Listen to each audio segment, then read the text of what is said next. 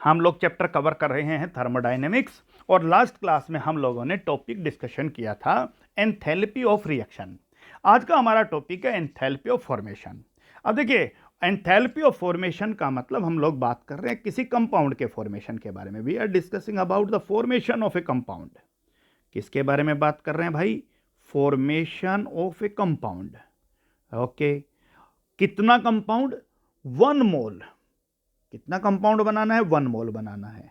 Okay, किससे बनाना है? उसके एलिमेंट से बनाना है। जिन एलिमेंट से, यानी CO2 किससे बनाना है? COO2 से बनाना है। और वो एलिमेंट आपके किस फॉर्म में होने चाहिए? अपनी मोस्ट स्टेबल फॉर्म में होने चाहिए। वो एलिमेंट अपनी मोस्ट स्टेबल फॉर्म में। तो जब कोई भी एलिमेंट अपनी सबसे ज़्यादा स्टेबल फॉर्म में हो और फिर वो मिलकर 1 मोल कंपाउंड की फॉर्मेशन करते हैं, तो उस समय जो एंथैल्पी चेंज आता है उसे एंथैल्पी ऑफ फॉर्मेशन कहा गया है। जैसे कार्बन सॉलिड अपनी सबसे स्टेबल फॉर्म में है, ऑक्सीजन एलिमेंट O2 गैस उसकी सबसे स्टेबल फॉर्म है, और इस फॉर्म से जब रिएक्ट करते हैं तो आपको पता है कि ये कंबिशन है कार्बन का, CO2 गैस बनेगा। तो CO2 गैस के फॉर्मेशन के दौरान जो एंथैल्पी चेंज आया उसे एंथैल्पी ऑफ फॉर्मेशन कहा गया। ये -393.5 किलो जूल है। तो क्वेश्चन ये है भाई कि 1 मोल सब्सटेंस के फॉर्मेशन करना है, राइट? किससे करना है? उसके एलिमेंट से करना है। एलिमेंट कैसे हो? अपने मोस्ट स्टेबल फॉर्म के अंदर हो। उसे कहा गया है एंथैल्पी ऑफ फॉर्मेशन। अगर यही सारी प्रक्रिया स्टैंडर्ड स्टेट में हो, स्टैंडर्ड स्टेट का मतलब बच्चों आप सबको पता है 298 केल्विन टेम्परेचर, 1 बार प्रेशर, ये स्टैंडर्ड स्टेट है। स्टैंडर्ड स्टेट में क्या हो? इस कंडीशन के ऊपर फिर से 1 मोल सब्सटेंस फॉर्म करना है। किससे फॉर्म करना है भाई? उसके एलिमेंट से करना है। एलिमेंट्स कैसे हो? अपने मोस्ट स्टेबल फॉर्म के अंदर हो। तो फिर जो आपका एंथैल्पी ऑफ फॉर्मेशन है उसको हम लोग रिप्रेजेंट करेंगे स्टैंडर्ड एंथैल्पी ऑफ फॉर्मेशन। ये आपको ध्यान रखना है कि एंथैल्पी ऑफ फॉर्मेशन और स्टैंडर्ड एंथैल्पी ऑफ फॉर्मेशन एक ही चीज है, बस standard enthalpy of formation standard state के अंदर है, जबकि एंथैल्पी ऑफ फॉर्मेशन किसी भी स्टेज पर हो सकती है, किसी भी टेम्परेचर, किसी भी प्रेशर के ऊपर हो सकती है। ठीक है, कन्वेंशन के तौर पे standard enthalpy of formation of an element, किसी भी एलिमेंट की स्टैंडर्ड एंथैल्पी ऑफ फॉर्मेशन, ध्यान रखो, कन्वेंशन के तौर पे standard enthalpy of formation of an element in its standard state, अपनी स्टैंडर्ड स्टेट के अंदर उसकी स्टैंडर्ड एंथैल्पी ऑफ फॉर्मेशन की वैल्यू जो है वो 0 आएगी। कैसे 0 आएगी? 2 बहुत अच्छे एग्जांपल लेकर मैं आपको समझाता हूं कि आप ध्यान से देखिए। ब्रोमीन आपको पता है कि एक हैलोजन है और Br2 के फॉर्म में बनता है। तो Br2 का जब फॉर्मेशन होगा, और आप सबको पता है भाई कि फ्लोरीन F2 और Cl2 गैस हैं, Br2 लिक्विड है और I2 सॉलिड है, ये आपको पता होना चाहिए। F2 फ्लोरीन गैस है, Br2 Cl2 लिख देता हूं, ये भी गैस है। Br2 ये रूम टेम्परेचर पर लिक्विड है, और आयोडीन ये सॉलिड। आपको पता है एकमात्र नॉन मेटल जो रूम टेम्परेचर पर लिक्विड स्टेट में मिलती है वो ब्रोमीन है। और मेटल की बात करते थे तो आप लोग मरकरी का नाम लेते थे, 10th तक आपने इसको बहुत पढ़ा है। अब ब्रोमाइन अपने मोस्ट स्टेबल फॉर्म, यानी ब्रोमीन आपका लिक्विड फॉर्म के अंदर है। आप लोग ध्यान रखिएगा, इस समय इसकी स्टैंडर्ड एंथैल्पी ऑफ फॉर्मेशन की वैल्यू 0.0 है। Point is clear? अब बात आती है कि स्टैंडर्ड एंथैल्पी ऑफ फॉर्मेशन किस एलिमेंट का मैं लिख रहा हूं? कोई भी एलिमेंट अपनी सबसे ज्यादा स्टैंडर्ड स्टेट में जिस फॉर्म में पाया जाता है उस फॉर्म के अंदर उसका एंथैल्पी ऑफ फॉर्मेशन का वैल्यू क्या है? 0 है। तो मैंने लिखा भाई ब्रोमीन जो है वो ब्रोमीन लिक्विड के फॉर्म में पाया जाता है, तो उसका डेल्टा H0F का वैल्यू जो है वो आपका 0 आया। लेकिन अगर Br2 में गैस की बात करूं तो ये 0 नहीं होगा।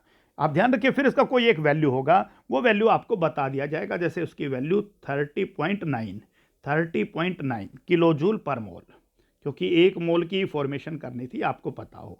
तो आपको ब्रोमीन याद नहीं रखना, ब्रोमीन गैस याद नहीं रखना है, ब्रोमीन लिक्विड ध्यान रखना है कि ब्रोमीन लिक्विड फॉर्म में मिलता है। चलिए भाई, कार्बन का जो सबसे ज़्यादा नेटिव फॉर्म है, जिस फॉर्म के अंदर वो मिलता है, वो ग्रेफाइट है। नेचुरल फॉर्म में ग्रेफाइट उस समय उसका 0.0 है, लेकिन डायमंड फॉर्म के अंदर उसका 0 नहीं है, ध्यान रखना है आप लोगों को। क्लियर हो गया पॉइंट? तो इसी तरह से Cl2 अगर गैस है तो 0, F2 अगर गैस है तो 0, ध्यान रखना। आयोडीन सॉलिड है तो 0। मैंने अभी तो बताया भाई आपको कि नेचर में फ्लोरीन और क्लोरीन दोनों गैस के फॉर्म में मिलते हैं, Br2 आपका लिक्विड के फॉर्म में मिलता है और आयोडीन आपका सॉलिड फॉर्म में। तो इस फॉर्म के अंदर उनका 0 है।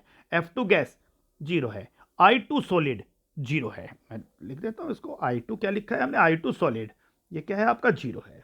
लेकिन I2 लिक्विड हो तो 0 नहीं है, I2 गैस हो तो 0 नहीं है। तो आप लोगों को अच्छे से अंदाजा आ गया होगा कि 0 नहीं है। ये बहुत छोटी छोटी चीज़ें हैं। चलिए, हीलियम रूम टेम्परेचर पर H गैस के रूप में मिलता है, तो वहाँ पर भी एंथैल्पी ऑफ फॉर्मेशन का वैल्यू जो है वो आपको 0 मिलेगा। तो मैं मोटा मोटा उन्हीं चीज़ों के ऊपर बात कर रहा था जहाँ पर हमारी वैल्यू क्या आनी है, 0 आनी है। आप लोग ध्यान दीजिएगा, ठीक है।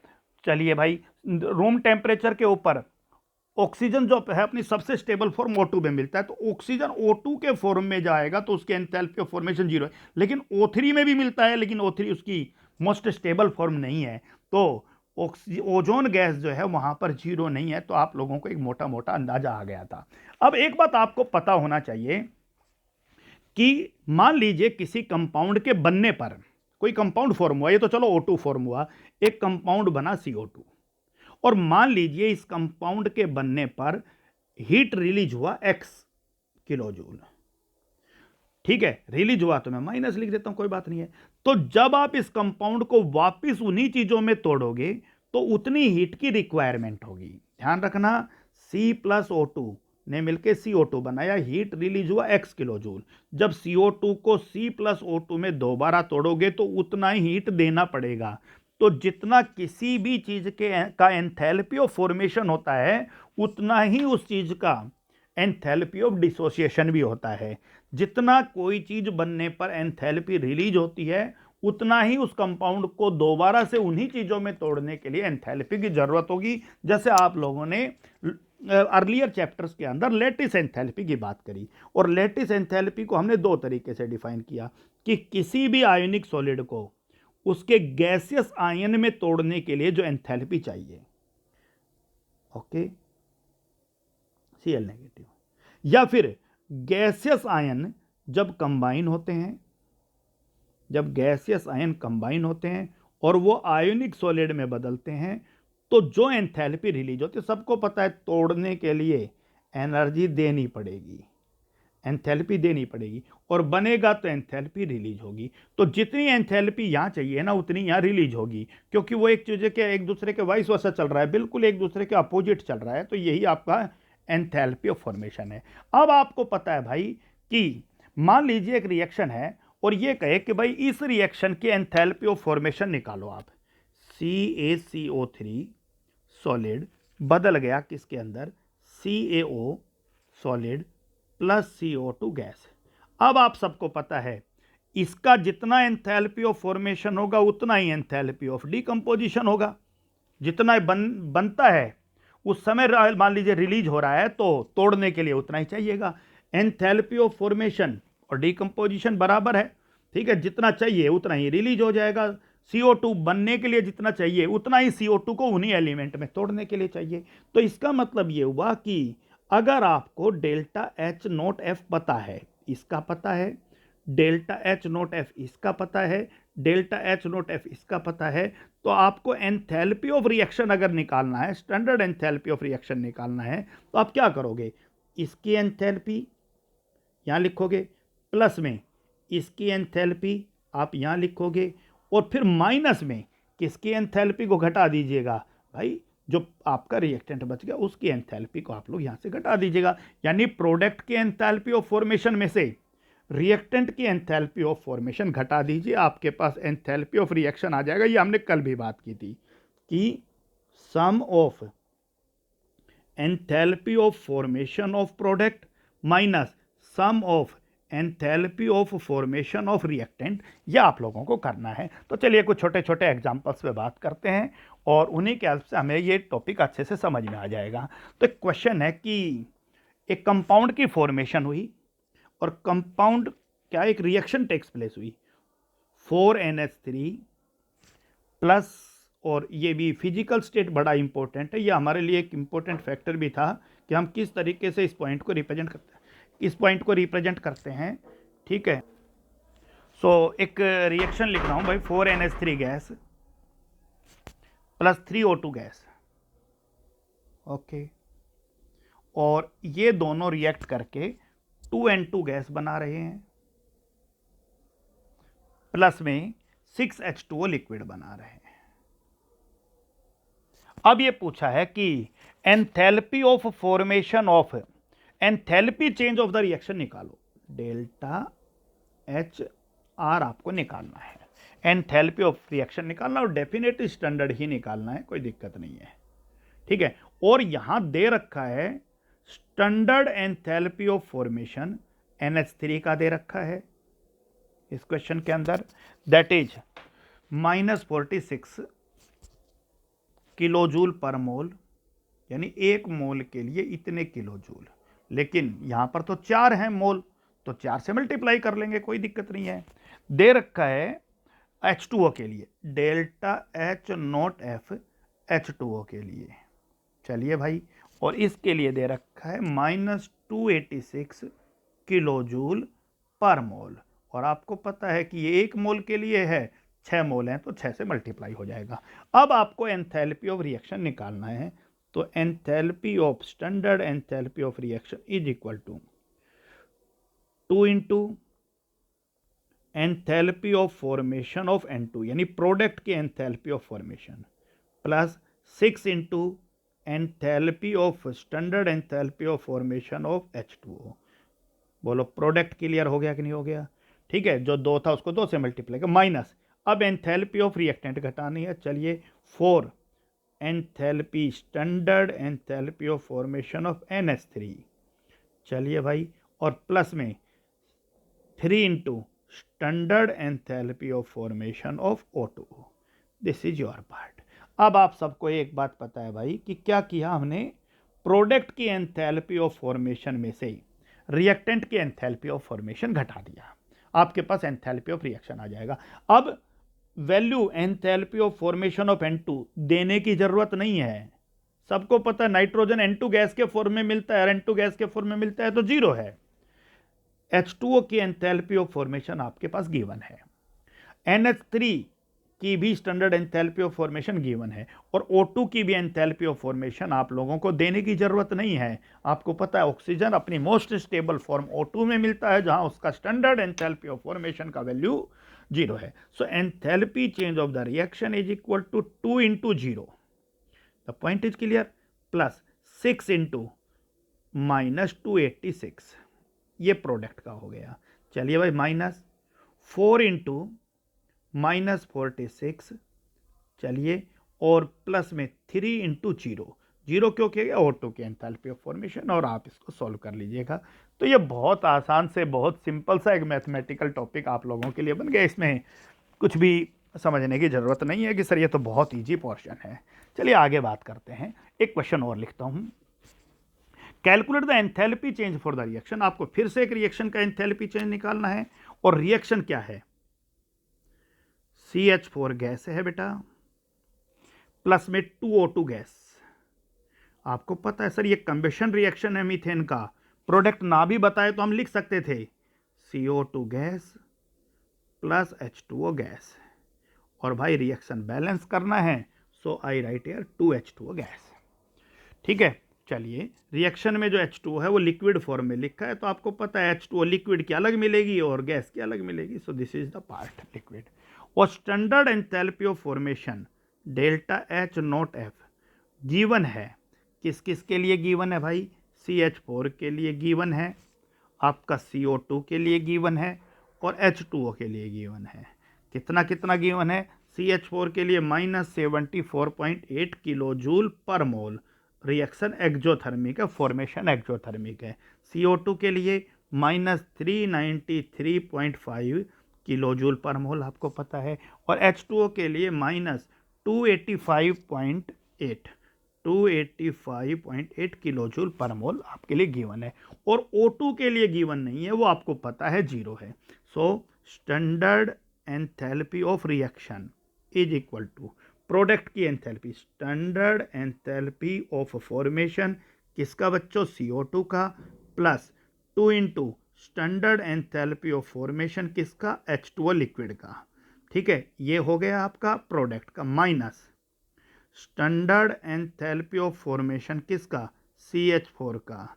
ठीक है, प्लस में 2 into standard enthalpy of formation किसका, O2 का। वैल्यू पुट कीजिए और आपका क्वेश्चन सॉल्व हो जाएगा। वैल्यू कहाँ से पुट करोगे, आपको पता CO2 का एंथैल्पी ऑफ फॉर्मेशन गिवन है, राइट। H2O का एंथैल्पी ऑफ फॉर्मेशन भी गिवन है, 2 से मल्टीप्लाई हो जाएगा।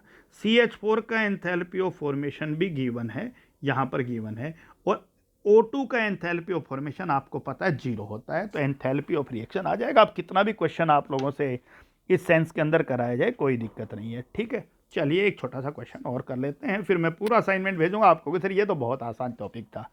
ठीक है, क्योंकि इसमें तो सिर्फ वैल्यू ही पुट करना है। Combustion of one mole of benzene take place. ये कह रहा 1 mole of benzene, 1 mole benzene का कंब्यूशन हुआ और बेंजीन रूम टेम्परेचर पर लिक्विड स्टेट में मिलता है, ध्यान रखिएगा। ठीक है, बेंजीन का कंब्यूशन हुआ और आपको पता है भाई कंब्यूशन हुआ तो ऑक्सीजन गैस के साथ रिएक्शन हुआ, फॉर्मेशन क्या हुआ, CO2 गैस प्लस आपका H2O लिक्विड का फॉर्मेशन हुआ, H2O लिक्विड। ठीक है, और सारा काम हुआ 298 केल्विन पर और 1 बार। इसका मतलब सब कुछ स्टैंडर्ड कंडीशन में हुआ, तो सब कुछ के ऊपर नोट लगा दोगे आप लोग। ठीक है, आफ्टर कंब्यूशन, कंब्यूशन के बाद CO2 and H2O are produced, और CO2 और H2O हुआ, और जो एंथैल्पी रिलीज हुई वो 3267 किलो जूल। तो अब ये कह रहा है कि जब पूरी तरह जल गया तो एंथैल्पी जो प्रोड्यूस हुई, यानी रिएक्शन के बाद जो एंथैल्पी प्रोड्यूस हुई, तो it is standard enthalpy of reaction, वो आपकी 3267 किलो जूल हीट आपको ऑब्टेंड हुई। अब ये कह रहा है कि calculate the standard enthalpy of formation of benzene निकालना है, standard enthalpy of formation C6H6 निकालना है। ठीक है भाई, निकालते हैं।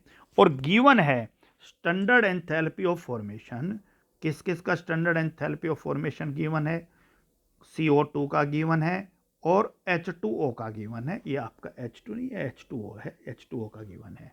ठीक है, CO2 का आपको लगभग याद भी हो गया होगा, -393.5 किलो जूल पर मोल। H2O का -285.8 वही किलो जूल पर मोल। अब बात आती है भाई कि इसका एंथैल्पी ऑफ फॉर्मेशन निकालना है। O2 का पता है, CO2 का पता है, H2O का पता है, रिएक्शन की एंथैल्पी पता है, वैल्यू ही तो पुट करना है। तो क्या करेंगे भाई, enthalpy of reaction is equal to standard enthalpy of formation किसका, CO2 का। ठीक है, पहले बैलेंस करिए सबसे पहले रिएक्शन को, वो एक इंपॉर्टेंट पार्ट था, गलती से भी उसको मिस नहीं करेंगे। So it is 6CO2, it is 3H2O, और ये O2 आपका 15/2 है। This is part okay. So अब क्या करिएगा भाई, CO2 का जो भी वैल्यू है उसको 6 से मल्टीप्लाई करना है, प्लस आपको 3 इंटू डेल्टा H0F किसका, H2O का। हो गया भाई, ये तो आपका किसका हो गया, स्टैंडर्ड एंथैल्पी ऑफ फॉर्मेशन किस किस के, सारे प्रोडक्ट्स का, right. Sum of standard enthalpy of formation of product minus, अब बात करते हैं भाई स्टैंडर्ड एंथैल्पी ऑफ फॉर्मेशन किसका, C6H6 का, और प्लस में 15/2 स्टैंडर्ड एंथैल्पी ऑफ फॉर्मेशन किसका, O2 का। चलिए अब आपके लिए काफ़ी आसान सा काम हो गया है, और आसान काम बच्चों ये हो गया कि स्टैंडर्ड एंथैल्पी ऑफ रिएक्शन आप लोगों को गिवन है। ठीक है, किलोजूल में गिवन है, सभी डाटा किलोजूल में, तो आपका आंसर भी किलोजूल में।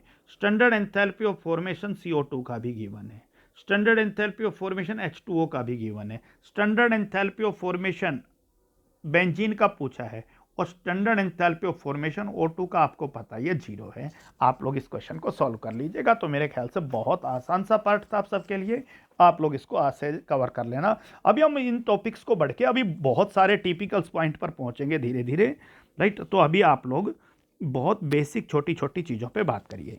अब एक क्वेश्चन आता है कि हम लोग एंथैल्पी ऑफ फॉर्मेशन के साथ इस शब्द को जहाँ जहाँ कंब्यूशन हो रहा है वहाँ वहाँ एक नया नाम भी दे सकते हैं, एंथैल्पी ऑफ फॉर्मेशन। ठीक है, पढ़ा है हमने, किसी भी रिएक्शन में जहाँ कंब्यूशन हो रहा है तो वहाँ पर जो एंथैल्पी चेंज है उस आपको हम नाम क्या दे सकते हैं, एंथैल्पी ऑफ कंब्यूशन नाम दे सकते हैं। तो कंब्यूशन के लिए एक शर्त है कि किसी भी चीज का exothermic reaction in the presence of oxygen, right. So enthalpy change when 1 mole of a substance, कोई एक मोल सब्सटेंस है, कोई भी सब्सटेंस है, कंप्लीटली बर्न हो इन सफिशिएंट अमाउंट ऑफ ऑक्सीजन, पर्याप्त ऑक्सीजन हो, एक्सेस ऑफ ऑक्सीजन कह सकते हो। एक मोल सब्सटेंस कंप्लीटली बर्न होगा, पूरी तरह से बर्न हो जाए सफिशिएंट ऑक्सीजन की प्रेजेंस में या एक्सेस ऑफ एयर की प्रेजेंस में, तो फिर जो एंथैल्पी चेंज होगा उसे एंथैल्पी ऑफ रिएक्शन कहेंगे। क्लियर हो गया, जैसे C+O2 CO2 हो जाता। क्लियर हो गया, तो इस चीज को भी आप ध्यान रखना। एंथैल्पी ऑफ रिएक्शन जो है, ठीक है, वो अगर कंब्यूशन के फॉर्म में हो तो ये ऑलवेज नेगेटिव होती है, क्योंकि कंबेशन जो है वो हमेशा ही एक्सोथर्मिक प्रोसेस होता है। एक्सोथर्मिक प्रोसेस में हमेशा हीट बाहर निकलती है, तो कंबेशन में भी हमेशा हीट बाहर निकलती है, ध्यान रखना। अब बहुत सारी प्रोसेस ऐसी होती हैं जहां पर हीट बाहर निकलती है, तो उस हीट का इस्तेमाल हम लोग फ्यूल के तौर पे भी करते हैं। किसके तौर पे करेंगे, फ्यूल के तौर पे। और इसी से आपका एक टॉपिक निकल के आया, एफिशिएंसी, किसी भी फ्यूल की एफिशिएंसी, कि कोई फ्यूल कितना ज़्यादा एफिशिएंट है, कितनी उसकी क्षमता है। और यहाँ पर हम लोग फ्यूल की एफिशिएंसी के बारे में भी बात करेंगे और हम लोग फूड की एफिशिएंसी के बारे में भी बात करेंगे, ठीक है। क्योंकि फूड जो है वो हमारी बॉडी के लिए फ्यूल है, अरे भाई, और फ्यूल जो है, जिसको आप फ्यूल कह रहे हो, petrol, diesel, kerosene, LPG, CNG, वो आपके किसके लिए फ्यूल है, राइट, वो आपके लिए मशीन्स के लिए फ्यूल है। तो आप लोगों को ध्यान रखना है, ठीक है। उसके बाद बात आती है कि सबसे पहले हम लोग फ्यूल के बारे में बात कर लेते हैं, फिर हम फूड के बारे में बात करेंगे। The point is related to fuel, ठीक है। फ्यूल आप लोगों को पता है कि बहुत कॉमन फ्यूल पेट्रोल, डीजल, ठीक है, और एलपीजी, सीएनजी जो हम कॉमनली यूज करते हैं, और हाइड्रोजन को एज ए फ्यूचर फ्यूल के तौर पे भी देखा जाता है। तो एक शब्द इंट्रोड्यूस किया गया, that is calorific value, that is calorific value. Calorific value किसको कहा भाई, कैलोरीफिक वैल्यू ये कहा कि amount of heat produce in calorie या फिर जूल। जब 1 ग्राम सब्सटेंस, जब कोई भी सब्सटेंस, अब 1 मोल नहीं, 1 ग्राम कोई भी सब्सटेंस कंप्लीटली बर्न हो जाए, 1 मोल सब्सटेंस कंप्लीटली बर्न हो जाए, तो फिर जो एनर्जी हीट प्रोड्यूस होती है उसी हीट को उस सब्सटेंस की क्या कहा गया, कैलोरीफिक वैल्यू। अब आप ध्यान से समझिए, कुछ एलिमेंट की मैं कैलोरीफिक वैल्यू आपके सामने लिख रहा हूं, यहां मैं लिखता हूं, और फिर आपको पता चलेगा कि किस सब्सटेंस के 1 ग्राम जलने पर कितना हीट बाहर निकलता है। और यहां पर मैं लिख रहा हूं कैलोरीफिक वैल्यू, और कैलोरीफिक वैल्यू की यूनिट आप किलोजूल पर मोल नहीं है, किलोजूल पर ग्राम है, ध्यान रखना। चलिए भाई, सब्सटेंस है आपका चारकोल, बहुत नाम सुना है आपने, चारकोल, ठीक है। चारकोल तैयार करने के लिए वुड का, कोल का, इनका सहारा लिया जाता है, अलग अलग तरीके से बनाया जाता है, आप लोगों को बताया जाएगा। इसकी कैलोरीफिक वैल्यू 33 किलोजूल पर ग्राम है। जो हम लोग लकड़ियां यूज करते हैं घर में, उसकी कैलोरीफिक वैल्यू 17 किलोजूल पर मोल है। जो डंग केक आप यूज करते हो, डंग केक का मतलब जिसको देसी देहाती भाषा में ऊपले कहते हो आप लोग, राइट, गोबर से जो बनता है, उसकी कैलोरीफिक वैल्यू 6 से 8 किलोजूल पर ग्राम है। तो आप समझिए कि लकड़ी अच्छी फ्यूल है, किसकी तुलना में, आपके उपलों की तुलना में। ये ध्यान रखना है, कई बार हम लोग मिसकंसेप्शंस कर लेते हैं। केरोसिन आजकल फ्यूल के तौर पे बिल्कुल प्रतिबंधित है, क्योंकि पोल्यूशन बहुत फैलाता है, राइट। उसकी कैलोरीफिक वैल्यू लकड़ी से काफ़ी अच्छा था, वो 48 किलोजूल पर ग्राम है, ठीक है। इसी तरीके से मीथेन, आपका मीथेन जो है CH4, आपका बायोगैस के अंदर मेजर कंस्टिट्यूएंट है, ध्यान रखना। मीथेन। इसी तरह से सीएनजी के अंदर भी मेजर कंस्टिट्यूएंट है मीथेन, उसकी कैलोरीफिक वैल्यू आपकी 55 किलो जूल, राइट। और आपको पता है भाई एक गैस सी एलपीजी आपने सुना है, एलपीजी के अंदर मेजर कंपोनेंट ब्यूटेन होता है, दैट इज ब्यूटेन, ठीक है भाई, उसकी भी कैलोरिक वैल्यू 55 किलो जूल है, राइट। और बात करें हाइड्रोजन की, तो हाइड्रोजन की कैलोरीफिक वैल्यू 150 किलो जूल पर ग्राम। अब आप देखिए भाई हाइड्रोजन के अंदर एक अच्छा फ्यूल बनने के बहुत सारे गुण हैं। पहला गुण तो आपके सामने दिखाई दे रहा भाई, इसकी कैलोरीफिक वैल्यू बहुत हाई है। जब 1 ग्राम हाइड्रोजन जलेगा तो समझ में आ गया 3 ग्राम एलपीजी जितनी एनर्जी देगा। क्लियर हो गया, एलपीजी 3 ग्राम जले, हाइड्रोजन 1 ग्राम जले, आप सोचिए क्लियर हो गया कि नहीं हो गया। लकड़ी 1 ग्राम जले, उससे 8-9 गुना ज्यादा आपकी एनर्जी आपका 1 ग्राम हाइड्रोजन दे रहा है, तो उसकी कैलोरीफिक वैल्यू बहुत आई है। दूसरा, हाइड्रोजन के कंब्यूशन से जब हाइड्रोजन बर्न होता है तो आपको पता है वाटर के वेपर्स बनते हैं, जो बहुत हाईली पोल्यूटेंट नहीं है। पोल्यूटेंट तो है भाई, अगर हवा में नमी नमी रहेगी तो वो भी पोल्यूशन की कैटेगरी के अंदर आएगी, क्योंकि वो एयर के नेचुरल कंपोजिशन को डिस्टर्ब करेगी। तो ये बात आपको पता होना चाहिए कि भाई हाइड्रोजन और ऑक्सीजन मिलके, तो आपसे पूछा जाए कि हाइड्रोजन को फ्यूचर फ्यूल के तौर पे क्यों इस्तेमाल किया जा सकता है, आखिर इसमें क्या क्या गुण हैं, तो आप लोग इसका बहुत सरलता से जवाब दोगे कि और आप कहोगे कि भाई इसकी कैलोरीफिक वैल्यू बहुत आई है और इसके जो प्रोडक्ट है वो H2 है, जिसको बहुत मेजर पोल्यूटेंट नहीं माना गया है, ठीक है। एलपीजी और सीएनजी की कहानी बहुत आसान है, आपने लोअर क्लासेज में पढ़ा होगा कि जो आपके ऑयल वेल होते हैं वहां से दो चीजें निकलती हैं। ऑयल वेल, जब आप सी वाटर के अंदर ड्रिल करके और ऑयल निकालते हो तो वहां ऑयल के साथ साथ यहां पर दो चीजें मौजूद हैं। एक आपका क्रूड ऑयल होता है, ठीक है, कच्चा तेल बोलते हैं इसको, और एक यहां पर गैस होती है। ये गैस जो है ये एक अलग पाइप से बाहर निकाल ली जाती है और इस गैस को हम लोग नेचुरल गैस कहते हैं, this is called natural gas. और फिर इस नेचुरल गैस को सिलेंडर में भर लिया जाता है, इसे कहा गया सीएनजी। नेचुरल गैस है सीएनजी, कंप्रेस्ड नेचुरल गैस। जबकि दूसरी तरफ अलग पाइप से हम लोग बाहर निकालते हैं क्या, आपका क्रूड ऑयल। अब इस क्रूड ऑयल का करते हैं डिस्टिलेशन, क्रूड ऑयल का फ्रैक्शनल डिस्टिलेशन। तो यहां से इससे से पेट्रोल अलग, डीजल अलग, केरोसिन अलग। इसी तरीके से इस क्रूड ऑयल से निकलने वाली गैस जो है उसे पेट्रोलियम गैस कहा गया है। पेट्रोलियम गैस क्यों कहा गया, क्योंकि ये जो क्रूड ऑयल है इसका नाम ही पेट्रोलियम है, पेट्रोल नहीं है, मैं दोबारा बता रहा हूं, पेट्रोलियम है। तो पेट्रोलियम से जो गैस बाहर निकली उसे पेट्रोलियम गैस कहा गया, और उसे ही कंप्रेस्ड किया तो वो लिक्विफाई हो गई और उसको कहा गया एलपीजी, लिक्विफाइड पेट्रोलियम गैस। यानी आपकी सीएनजी डायरेक्ट मिल रही है, आपको डिस्टिलेशन नहीं करना है। जबकि पेट्रोलियम का जब आप फ्रैक्शनल डिस्टिलेशन करते हो तो फिर आप लोगों को क्या मिल जाता है, एलपीजी मिल जाता है। ये आपको ध्यान रखना है। तो अब आप कंपेयर कर सकते हो कौन अच्छा फ्यूल है कौन अच्छा फ्यूल नहीं है। इसी तरीके से आप लोग अगर फूड की कैलोरीफिक वैल्यू को लेकर बात करो तो मैं यहाँ फूड लिख देता हूँ, आपको अच्छा है, नॉलेज के लिए बहुत अच्छा पॉइंट है। कैलोरीफिक वैल्यू वही किलोजूल पर ग्राम, हमारी बॉडी को कितनी एनर्जी मिलेगी, हमें हीट नहीं मिलेगी, ध्यान रखना। चलिए भाई, अगर आप लोग एग खाते हो, क्योंकि घर में बोलते हैं भाई एग बहुत अच्छा सोर्स है, 1 ग्राम एग खाने से 7.3 किलोजूल पर ग्राम एनर्जी प्रोड्यूस होती है, ध्यान से समझिए, ठीक है। अगर आप नॉन वेजिटेरियन हो और आप लोग मीट खाते हो, ठीक है, तो 1 ग्राम मीट से 12.0 किलोजूल पर ग्राम एनर्जी प्रोड्यूस होगी, ठीक है। तो एग की तुलना में मीट बेटर है, लेकिन आपके कुछ सारे मिसकंसेप्शंस हैं वो और क्लियर होते जाएंगे। अगर आपने राइस खाया है तो जो एनर्जी प्रोड्यूस होगी वो पर ग्राम 14.5।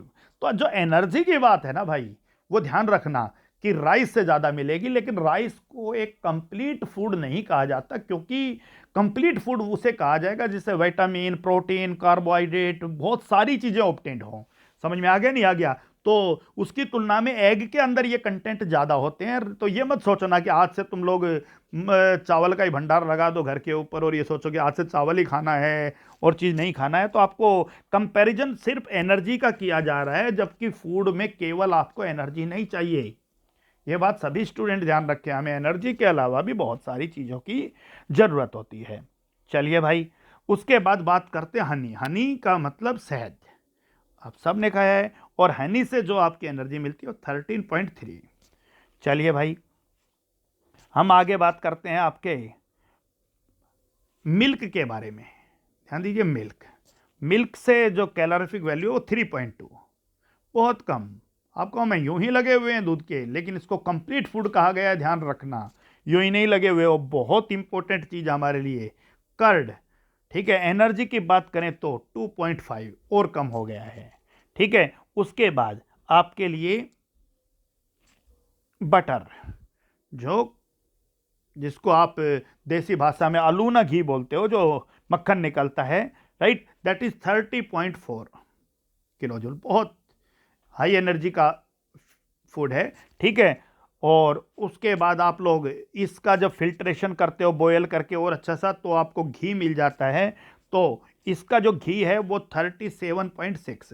तो ये कुछ छोटी छोटी चीज़ें थी। अब आप अंदाज़ा लगा लीजिए कि आप कितने ग्राम कौन सी चीज़ खा रहे हो। अगर मान लो आज आपने सर्दी के मौसम के अंदर, ठीक है, 10 ग्राम घी जो है वो खा लिया है, 10 ग्राम बहुत थोड़ा सा होता है, तो समझ लो आप 370 जो है किलो जूल एनर्जी आप लोगों को मिल गई है। तो एनर्जी के बारे में आप लोगों को पूरा प्रॉपर अंदाजा होना चाहिए कि हम किस एस्पेक्ट के ऊपर बात कर रहे हैं। तो ये हमारा आज का एक जर्नल टॉपिक था, जिसमें हमें थोड़ा सा कैलोरीफिक वैल्यू को लेकर अंदाजा मिला और एंथैल्पी ऑफ फॉर्मेशन। अब एंथैल्पी ऑफ फॉर्मेशन के आज का लेक्चर बड़ा इंपॉर्टेंट था, क्योंकि कल हम इसी एंथैल्पी ऑफ फॉर्मेशन का इस्तेमाल करके और बहुत सारी छोटी छोटी चीज़ों को और समझने की कोशिश करेंगे। आज के लिए इतना ही। That's all for today.